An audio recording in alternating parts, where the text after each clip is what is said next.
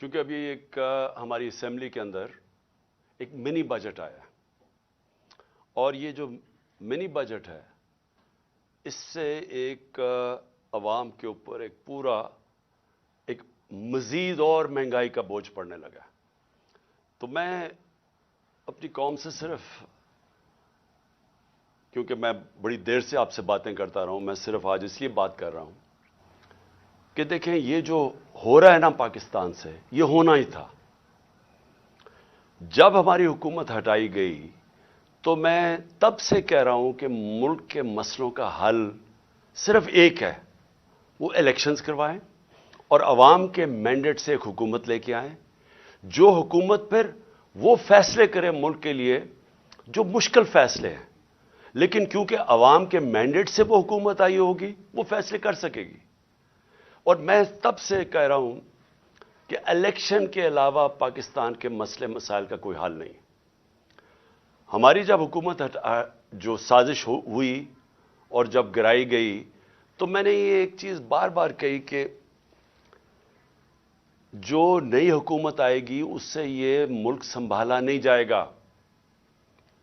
جو وہ آج کہتے ہیں جو صاحب کے جناب عمران خان ملک برباد کرنے لگا تھا، اس کو بھی بتایا کہ دیکھیں اگر آپ نے اس وقت سیاسی استحکام نہ قائم کیا، یعنی کہ اگر پولیٹیکل انسٹیبلٹی آتی ہے تو یہ جو آپ نے چوروں کا پلندہ جو اکٹھا کر کے ہمارے اوپر مسلط کرنے لگے ہیں یہ نہیں سنبھال سکیں گے. تو آج یہ جو منی بجٹ ہے یہ ذرا پوری کہانی دیکھیں کہ 10-11 مہینے میں پاکستان کدھر سے کدھر پہنچ گیا. اور میں آج یہ پہلے بجٹ کے اوپر اپنا چھوٹا سا تبصرہ کر کے میں آج یہ کہنا چاہتا ہوں کہ یہ رکنا نہیں لگے. یہ ہم اگر آئی ایم ایف کی بات چیت مان بھی گئے، یہ ابھی یہاں رکنے نہیں لگا. ہمارے ملک کا جو تیزی سے ہم دلدل میں پھنسے ہوئے ہیں اور پھنستے جا رہے ہیں.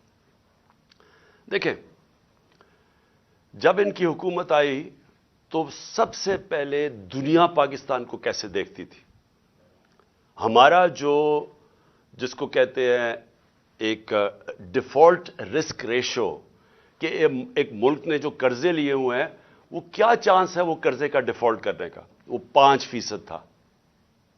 آج ملک کے حالات یہ ہیں کہ جو لیٹسٹ جو انٹرنیشنل کریڈٹ ایجنسی جو بتاتی ہے کہ پاکستان کے معاشی حالات کیا ہیں، اس میں فچ ایک ایجنسی ہے، اس نے CCC- کر دیا پاکستان کو. یعنی ہم اب وہ سری لنکا کی سٹیج کے اوپر پہنچ گئے ہیں کہ دنیا ہمیں وہ دیکھ رہی ہے، وہ ملک جو کہ اب ایک باسکٹ کیس بن گیا. یعنی وہ ڈیفالٹ کے اتنا قریب پہنچ گیا کہ کسی باہر کے ملک نے اس ملک کو قرضے بھی نہیں دینے، کمرشل بینکس نے قرضے نہیں دینے، کوئی انویسٹمنٹ نہیں پاکستان میں آنی. تو جو آج حالات ہیں اس کے اندر اگر ہم یہ سمجھ رہے ہیں کہ آئی ایم ایف کے ہم یہ بات چیت مان جائیں گے اس سے ملک ٹھیک ہو جائے گا، اس خوش فہمی میں کوئی نہ رہے، کیونکہ جو مشکل حالات اب یہ مزید اور بگڑیں گے. تو میں پہلے اپنی قوم کو صرف یاد کرانا چاہتا ہوں کہ جب ہماری حکومت ہٹائی گئی تھی اور آج عام آدمی کی زندگی میں کیا فرق پڑا ہے. میں مخاطب ہوں اپنی عام عوام سے، اپنی مڈل کلاس سے، سیلریڈ کلاس جو تنخواہ دار طبقہ ہے، وہ آج کس مشکلات سے گزر رہا ہے. میں وہ لگژری آئٹمز کی نہیں بات کر رہا کہ بڑی بڑی گاڑیوں کی، امپورٹڈ چیز کی اور وہ جو ہماری پیسے والے لوگ چیزیں لیتے ہیں اس کی مہنگائی کی بات نہیں کر رہا.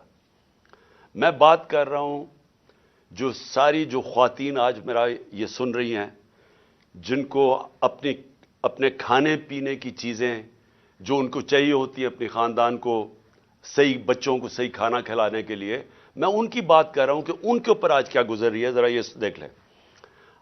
جب یہ ساروں نے مل کے، یہ جو آج پی ڈی ایم کے لوگ ہیں، یہ سارے کہتے تھے جی مہنگائی ہو گئی، مہنگائی مارچ کرو، 4 روپے ہم نے وہ پٹرول کی قیمت اوپر کی تو کہا کہ پیٹرول بم گر گیا ہے. تو انہوں نے ایک دفعہ وہ فضل الرحمان آ گیا تھا مہنگائی مارچ کر کے، دوسری طرف وہ کام پہ ٹانگنے والے وہ بلاول آ گیا تھا. اس کے بعد 2 دفعہ فضل الرحمان، اور اس کے بعد یہ مریم نے کوئی راستے میں رہ گئی تھی، اس کی بھی لانگ مارچ. لیکن سب کا ایک کہہ رہے تھے کہ مہنگائی سے لوگ تباہ ہو گئے. تو آج اللہ کیونکہ الحق ہے، سچ کا خدا ہے، اس کی وعدہ ہے کہ وہ سچ سامنے لے آئے گا۔ ذرا آج قوم کو بتانا چاہتا ہوں کہ آج آٹا ہمارے دور میں 60 روپے کلو تھا، آج 135 روپے کلو پہنچ گیا، جو عام آدمی کھانے کی اس کی پینے کی چیز ہے۔ جو گھی ہے وہ 380 ارب تھا، آج 600 ارب کے جی پہنچ گیا۔ جو چکن عام آدمی کی، جو خاص طور پہ کبھی کبھی اپنے بچوں کو وہ چکن کھلاتے ہیں، وہ 335 روپے کے جی سے 700 روپے کے جی پہ پہنچ گیا۔ جو دالیں ہیں، جو عام آدمی گھروں میں، عام آدمی کی تو دال روٹی، پیاز کی قیمت دگنی سے بھی زیادہ ہو گئی ہے۔ دالیں گئی ہیں 250 روپے کے جی سے 400 روپے۔ اور اب کسان دیکھیں، ہمیں جب تک کسان کو نہیں اٹھاتے، اور جو ہم نے پوری کوشش کی اٹھانے کی، اور ماشاءاللہ ہمارے دور پہ آخری 2 سال میں کسانوں کے پاس ریکارڈ پیسہ آیا۔ ہم نے ان کو ٹائم پہ جو گنے کی فصل کٹتی تھی، شوگر مل سے ٹائم پہ پیسہ لے کے دیا، پوری قیمت لے کے دی، کٹوتی ختم کی، ٹائم پہ پیسہ ملونا اور اپنی زمینوں پہ لگایا۔ ریکارڈ 4 فصلوں کی ریکارڈ پروڈکشن 2 سال ہوئی ہماری، یعنی بمپر کراپس ہوئی۔ تو آج وہ جو یوریا استعمال کرتا ہے وہ 1668 روپے ہمارے دور میں تھا، آج یوریا گیا ہے 3000 روپے پہ۔ ہمارا جو پھر میں اور بھی چیزیں جو گھر بنانے کے لیے سریا لوگ استعمال کرتے ہیں، سیمنٹ استعمال کرتے ہیں، تو سیمنٹ گیا ہے 865 روپے سے 1062 روپے پہ۔ جو سریا استعمال کرتے ہیں وہ 2 لاکھ روپیہ ٹن سے، سلیب سے، وہ گیا ہے 3,05,000 پہ۔ 2 لاکھ سے 3,05,000 پہ۔ اب جو لوگوں نے گھر بنا رہے ہیں، کنسٹرکشن کر رہے ہیں، ان سب کو مشکلیں پڑ گئی ہیں۔ جو پروجیکٹس تھے ہمارے، مثلا آپ سڑکیں بن رہی تھیں، جو پرانے پروجیکٹس چل رہے تھے، ان سب میں مشکلیں پڑ گئی ہیں۔ ہم جو شوکت خانم بنا رہے ہیں، اور جو انشاءاللہ اس سال کی اینڈ میں کھلنا تھا کراچی میں، اب وہ سارے ہمارے جو ایسٹیمیٹس ہیں وہ سارے اپسیٹ ہو گئے ہیں، امپورٹس رک گئی ہیں، جو سٹیل کی امپورٹس تھی، کئی چیزیں رک گئی ہیں۔ تو سارے اس طرح پروجیکٹس جو آن گوئنگ پروجیکٹس ہیں، سب متاثر ہو گئے ہیں، یہ جو قیمتیں بڑھی ہیں سیمنٹ کی اور سٹیل کی۔ جو لوگ گھر بنا رہے تھے، ان کے گھروں کے قیمتیں ایک دم اوپر چڑھ گئی ہیں۔ پھر دوائیں، انہوں نے امپورٹس کے اوپر جو بین کیا ہے، جو لائف سیونگ ڈرگز ہیں، جو خاص طور پہ آپ استعمال کرتے ہیں، کینسر کی ڈرگز، ہارٹ کے لیے، وہ ان سب میں قلت آ گئی ہے، کیونکہ یہ جو سوچے سمجھے بغیر سب امپورٹس بند کیے ہیں، جس میں متاثر ہو رہے ہیں ہاسپٹلز اور وہ مریض جن کی سیریس بیماریاں ہیں۔ اچھا، اب یہ نئے بجٹ آ گیا ہے، یہ میں آپ کو بتا رہا ہوں، یہ اب تک جو مہنگائی ہوئی تھی، اب یہ جو انہوں نے ابھی جو آج لے کے آئے ہیں، اس کے اندر گیس اور بجلی، میں عوام آدمی کی پھر بات کر رہا ہوں کہ جو گیس کا جس کا بل 3000 کا آتا تھا، وہ آج ہو جائے گا 4300 کا۔ جو بجلی کا بل جن کے گھر 10,000 آتا تھا، وہ 13,000 پہ چلا جائے گا۔ سو یہ مزید میں آپ کو آج کے بل کے بعد جو مہنگائی ہے، sales tax across the board بڑھا دیا ہے، یعنی ساری چیزیں، کیونکہ سیلز ٹیکس انہوں نے بڑھایا، ساری چیزیں اس سے مہنگی ہوں گی۔ اور جو بھی میں نے سریا کی اور سیمنٹ کی بات کی تھی، ان کے اوپر جو گیس، سریا بنانے کے لیے جو سٹیل ملز کو گیس جاتی تھی، اس میں 14% انکریز کر دیا، تو اس کی قیمت اوپر جائے گی۔ سیمنٹ 10% گیس کی قیمت انکریز کر دی ہے، تو مزید اس کی قیمت اوپر چلی جائے گی۔ یوریا کے لیے جو پھر کسانوں کا مسئلہ آئے گا، یوریا کے لیے جو گیس 70%، اس میں 70% گیس کی قیمت بڑھا دی گئی ہے، جو یوریا یعنی جو کھاد کی فیکٹریز کے اوپر گیس جاتی تھی، تو اس سے ایک بوری کے اوپر 375 کا اضافہ ہو جائے گا اب کسانوں کے لیے. اور کسانوں کو آگے مشکل پڑی ہوئی ہے کیونکہ ٹیوب ویلز کے اوپر جو بجلی کی تھی اس کی سبسڈی ختم کر دی، تو مزید اور کسانوں کے لیے اور ایک اور عذاب آ رہا ہے. اب اس سے ہوگا کیا؟ اس سے ہوگا یہ دو چیزیں ہوں گی. ایک، مہنگائی بڑھے گی. مہنگائی آ گئی 50 سال میں پاکستان کی تاریخ کی سب سے زیادہ مہنگائی ہے. میں نے پھر سے کہا کہ ان کی ساری کیمپین ہمارے خلاف کیا تھی کہ ہم نے بہت زیادہ مہنگائی کر دی. ہمارے دور پہ جو مہنگائی تھی وہ 12% تھی، وہ آج پہنچ گئی ہے 30% کے اوپر اور مزید بڑھنے والی ہے. جو سب سے خوفناک چیز ہے، جو فوڈ انفلیشن، جو کھانے پینے کی چیزیں جو مہنگی ہوئی ہیں، وہ ہمارے دور پہ 16% تھی، آج 40% پہ پہنچ گئی. تو اس سے جو عام آدمی ہے، میں پھر سے کہتا ہوں جو سیلریڈ کلاس ہے، پہلے تو مہنگائی میں وہ پسیں گے، ساتھ ساتھ یہ جو انہوں نے چیزیں بڑھائی ہیں، جو انہوں نے امپورٹس کے اوپر جو ان کی غلط پالیسیز تھی، جو نااہلی تھی، اسے فیکٹریاں بند ہو رہی ہیں. ہماری جو ریکارڈ انڈسٹریل پروڈکشن تھی، ہماری جو انڈسٹری اضافی تیزی سے بڑھ رہی تھی، آج وہ منفی پہ چلی گئی ہے.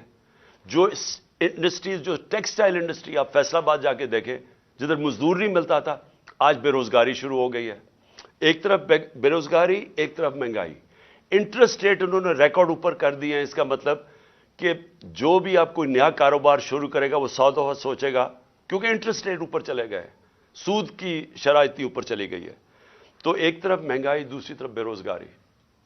اب میں جو آج میرا اصل آج آپ سے بات چیت کرنے کا مقصد کیا تھا، اب آگے ہم کیا کر رہے ہیں، جا کدھر رہے ہیں. میں اس لیے آپ سے کہہ رہا ہوں کہ یہ جو مزید مہنگائی آئی ہے اور یہ جلدی جلدی انہوں نے کی ہے. شروع میں ان کو سمجھ نہیں آئی کیا کرنا تھا. اپنے این آر او کے اوپر انہوں نے وقت گزارا. ان کو صرف ایک پڑی ہوئی تھی کہ کس طرح کے ان کے 1100 ارب روپے کے ان کے اوپر کرپشن کیسز تھے وہ ختم ہو. ہم ہر سال، ہمارے 3.5 سال کے اندر، ہر سال جو نیب ریکور کرتی تھی چوری کا وہ 160 ارب روپیہ تھا. ہم نے 480 ارب روپیہ اپنے دور میں نیب نے ریکور کیا تھا.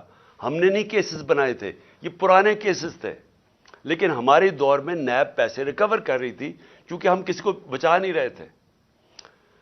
اب 1100 ارب روپے کے جو کرپشن کیس ہیں انہوں نے معاف کروا لیے. تو ایک طرف قوم کی کمر توڑ دی ہے مہنگائی اور بے روزگاری سے، دوسری طرف انہوں نے اپنے کرپشن کے کیسز معاف کروا لیے، اور تیسری طرف روپیہ ڈالر کے بنسبت 90 روپیہ گرا ہے. کہ کبھی پاکستان کی تاریخ میں اتنا زیادہ ڈالر مہنگا نہیں ہوئی اور اتنی تیزی سے روپیہ گرا نہیں ہے. تو قوم کے لیے تو کیا ہوا اس سے؟ اگر آپ کی 30,000 روپیہ تنخواہ تھی، آج صرف وہ 20,000 روپے کی 30,000 روپے کی تنخواہ 20,000 کی چیزیں خرید سکتی ہے. آج جو ڈی ویلیویشن ہوئی ہے، ساری قوم کا جو جیسے کہتے ہیں نا جی ڈی پی، کیونکہ جی ڈی پی ڈالر سے میجر ہوتی ہے تو پر کیپٹا انکم ڈالر سے میجر ہوتی ہے، وہ ساری نیچے آ گئی ہے. ان کے ہوتے ہوئے جب تقریباً 90 باہر مارکیٹ میں جاؤ تو وہ 100 روپیہ کا بھی سے زیادہ ڈالر مہنگا ہو چکا ہے. تو جب کہ ایک قوم کی دولت میں کمی ہوئی ہے، یہ جو سارے 30 سال سے ملک کا پیسہ چوری کر کے، منی لانڈرنگ کر کے باہر لے کے گئے ہیں، ان کے ایون سیل اپارٹمنٹ اور ان کے مے فیئر میں اور بڑی بڑی گاڑیاں اور ون ہائٹ پارک اور یہ جو باہر ہوٹل خریدے ہوئے ہیں اور انہوں نے بے نامی چیزیں خریدی ہوئی ہیں، باہر بینکوں میں آف شور اکاؤنٹس میں پیسے رکھے ہوئے ہیں. قوم کے لیے 90 روپے ان کی دولت میں کمی اگر روپے میں پڑے ہوئے ہیں، اور ان کے باہر پیسے میں 90 روپے اضافہ ہو گیا. پاکستان کے مقابلے میں ان کے پیسے میں 90 روپے زیادہ امیر ہو گئے ہیں. ان کو کوئی فرق نہیں پڑا، اس لیے انہوں نے آتے ساتھ ہی کبھی کوئی پرواہ نہیں کی کہ کیا انہوں نے اگر ان کو سازش کے تحت بٹھائی دیا تھا کیونکہ عمران خان ملک تباہ کر رہا تھا، تو انہوں نے آ کے کوئی روڈ میپ دینا تھا کہ ہم نے ملک کو کیسے ٹھیک کرنا ہے، کیونکہ یہ تو بڑے تجربہ کار تھے. ہم تو جی اسحاق ڈار نے کہا میں روپے کو डॉलर को नीचे लेके आऊंगा, मैं IMF को सामने ये कर दूंगा, बड़ी बढ़ के मारी, मैं तजर्बाकार हूं। आज ये बताएं कि इन्होंने मुल्क से क्या किया, और जो इनके हैंडलर लेके आए थे उनसे जरा पूछें कि आपने ये मुल्क से क्या किया। कौन जवाब दे? आज जो अभी ये जो शुरुआत है, अभी ये जो 90 रुपए डॉलर के जो गिरा है, जो रुपया गिरा है डॉलर के मुकाबले में, अभी इसकी मजीद महंगाई आनी है। जो एक टाइम, थोड़ी टाइम के बाद जब आपका रुपया गिरता है तो जो बाहर से चीजें लेके आते हैं वो टाइम के बाद महंगी होनी शुरू होती है। तो ना तो इन्होंने कोई तैयारी की, नाअहली इनकी ये है कि इन्होंने गलत फैसले कर करके मुल्क को आज यहां पहुंचा दिया है कि इस तरह का बजट लाना पड़ा है। और कोशिश कर रहे थे कि आरिफ अलवी के ऊपर सारा बोझ डाले, पार्लियामेंट में भी नहीं चाहते थे कि डिबेट हो इसके ऊपर, उससे कहते थे ऑर्डिनेंस साइन करो ताकि ये बच जाएं कि पार्लियामेंट में इनके अपने लोग क्या, ये जो बजट लेके आ रहे हैं वो क्या बोलेंगे इसके ऊपर। कौम के ऊपर सारा बोझ, खुद अपनी करप्शन के केसेस माफ, और कोई आगे रास्ता भी नहीं है, रोड मैप भी नहीं है। मैं आखिर में यही बात करना चाहता हूं कि जो भी इनके बैकर्स हैं ये समझ जाएं कि इनके पास कोई अगला आगे का रास्ता नहीं है। ये अगर समझ रहे हैं कि इससे आप IMF के डॉलर्स आ जाएंगे, तो वो ये ऐसे समझें कि ये कैंसर का इलाज डिसिप्लिन से हो रहा है।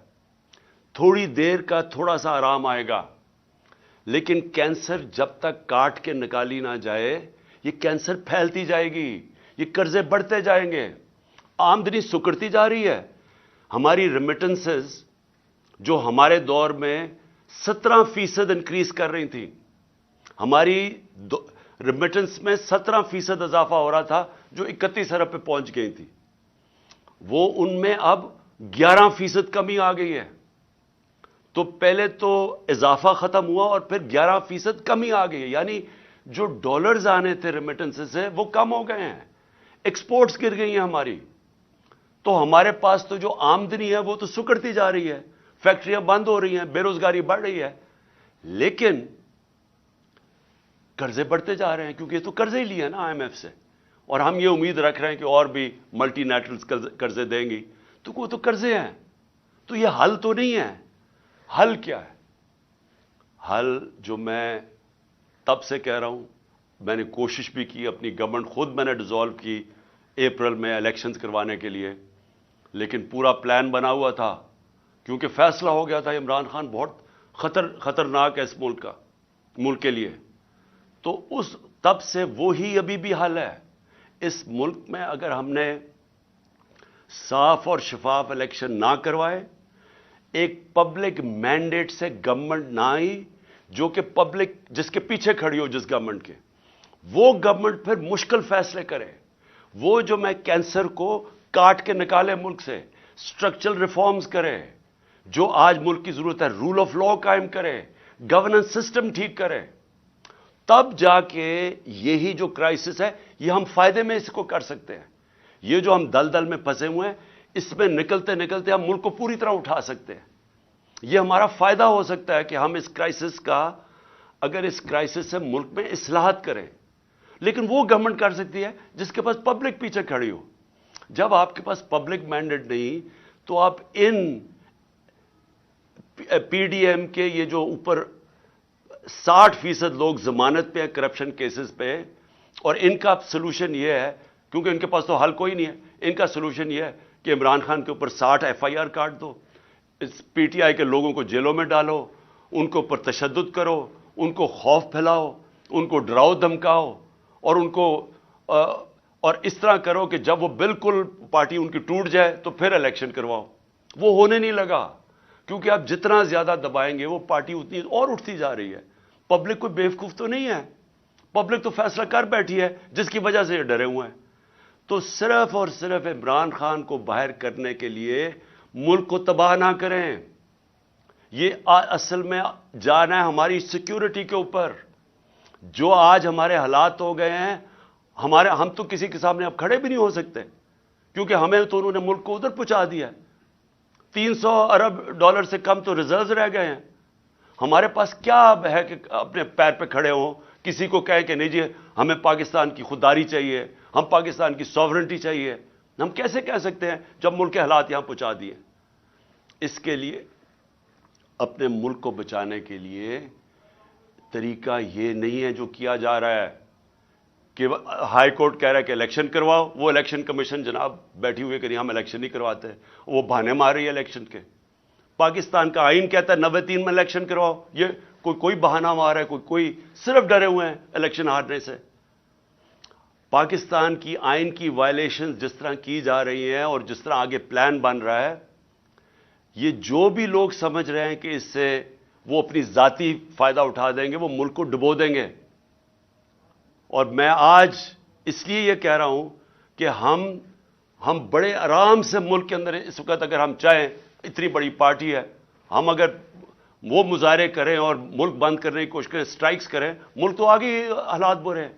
اس لیے ہم نے پرامن احتجاج کا فیصلہ کیا کہ ہم جیل بھرو تحریک شروع کرنے والے ہیں، بتانے کے لیے کہ آپ اس طرح ایک ملک کو استعمال تھوڑے سے لوگوں کے ذاتی مفادات کے لیے نہیں کر سکتے۔ یہ ملک 22 کروڑ لوگوں کا ملک ہے، یہ تھوڑے سے لوگ اس ملک کو اپنے مفادات کے لیے تباہ نہیں کر سکتے۔ اس لیے ہم جیل بھرو تحریک کی پوری تیاری کر رہے ہیں، میں اناؤنس کرنے والا ہوں۔ اور لوگوں کو صرف خوف دور کرنے کے لیے کہ یہ سمجھتے ہیں کہ خوف پھیلا کے، جیلوں میں ڈال کے، ایف آئی آرز کر کے یہ اسی طرح بیٹھے رہیں گے اور پھر کسی نہ کسی طرح دھاندلی کر کے یہ ایک وہ الیکشن کمیشن، بے ضمیر الیکشن کمیشن کے ذریعے ایک جانبدار الیکشن کمشنر کے لیے یہ جو چیف الیکشن کمشنر ہے اس کو استعمال کر کے کسی طرح پھر ان چوروں کو مسلط کر دیں گے۔ یہ ہونے نہیں لگا، ملک کو نقصان پہنچ رہا ہے۔ اور میں آخر میں اپنی ساری قوم کو کہنا چاہتا ہوں، پھر سے میں ایک بات کہنا چاہتا ہوں اور بات ختم کرتا ہوں کہ دیکھیں وہ ہم اس موڑ پہ کھڑے ہو گئے ہیں جس کا ہم سب کو خطرہ تھا کہ ایک دن جب سے یہ امپورٹڈ حکومت آئی ہے کہ خدا نہ خواستہ ہم یہاں نہ پہنچ جائیں۔ ہم وہاں پہنچ گئے ہیں۔ ہمارے سامنے اب صرف 2 راستے ہیں۔ ہم چپ کر کے اب انتظار کریں کہ مزید ملک تباہی کی طرف جائے، یا ہم ایک پرامن احتجاج کی تحریک کے اندر سب شامل ہوں اور بتائیں ان کو کہ آئین اور قانون کے بغیر کوئی دنیا کا معاشرہ نہیں چل سکتا۔ دنیا کا معاشرے جتنے بھی ہیں وہ رول آف لا پہ چلتے ہیں، اور رول آف لا آئین ڈیفائن کرتا ہے، اور آئین آپ کو کہتا ہے کہ 90 دن میں الیکشن کروائی جائے۔ اس سے جتنا آپ پیچھے ہٹتے جائیں گے، آپ ملک کو ادھر دھکیلتے جائیں گے جدھر ملک، جس کو کہتے ہیں بنانا ریپبلک، جدھر جنگل کا قانون ہوتا ہے ادھر ملک کو دھکیلا جا رہا ہے۔ ہم یہ کبھی ہونے نہیں دیں گے۔ اور میں نے صرف اپنے لوگوں کو بھی سب کو تیار کیا، اپنی قوم کو، کہ ہم ایک پرامن احتجاج کے لیے تیار ہو جائیں، کیونکہ مجھے ابھی تک کوئی نیت نہیں نظر آ رہی ان کی آئین کے اوپر چلتے ہوئے 90 دن میں الیکشن کروانے کی۔ پاکستان زندہ باد۔